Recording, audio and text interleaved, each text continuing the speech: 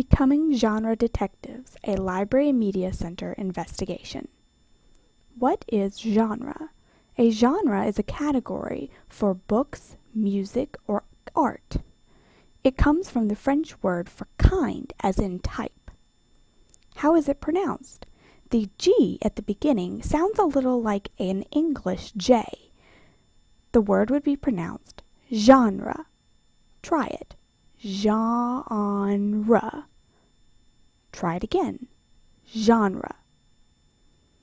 What are some book genres? There are 3 big categories for books based on characteristics they have in common. There's fiction, nonfiction, and poetry. Inside the fiction category, there are 5 subgenres: realistic fiction, historical fiction, science fiction, fantasy, and mystery. Inside the nonfiction category, there are 3 subgenres: informational, traditional literature, biography. Poetry stands by itself as a genre category. Poems can be published individually or in collections by topic or author. So what do all these genres and subgenres mean? Why are we talking about this? Genres help readers do 2 things. First, they help readers find books similar to ones they already enjoy by different authors and in different series. Secondly, genres help readers stretch their reading preferences by trying books outside their usual favorite types. Okay, that's cool. Now let's find out more about 9 genres. We're going to be talking about these 9 genres: realistic fiction, historical fiction, science fiction, fantasy, mystery, informational, traditional literature, biography, and poetry. Let's look at some basic characteristics of realistic fiction. Realistic fiction characters are all regular people. They might be like people at your school, people in your neighborhood, your family members, or even yourself. The setting is in the modern day, although the places might be fictional. The plot are things that happen in real life. They might even be experiences you have had yourself.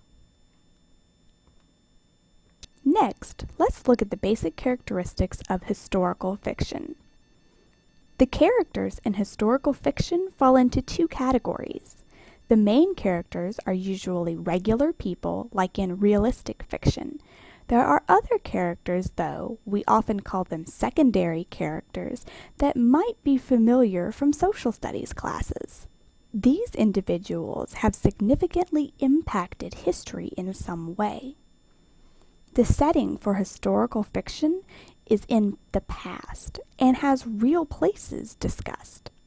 The plot could have happened or is often connected to specific historical events. Next, let's look at the basic characteristics of science fiction. Science fiction characters fall into 2 categories like they do in historical fiction. The main characters are often regular people. The secondary characters, however, might be people with special powers or non-human characters. The setting for science fiction is usually in the future, using real or future places. The plot for science fiction mixes actual science facts with fictional elements. Next, let's look at the basic characteristics of fantasy.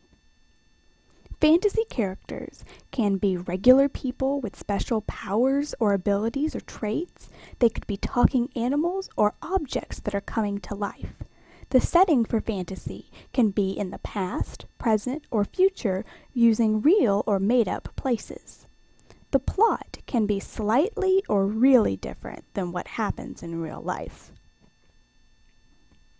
Next, let's look at the basic characteristics of mysteries. In mystery stories, characters are usually regular people. The setting can be in the modern day or in the past, using fictional or real places. The plot has a problem for the characters and or the readers to solve and contains suspenseful elements. Next, let's look at the basic characteristics of informational books. Informational books tell facts about a topic or topics and usually have text features to help the reader find or understand information.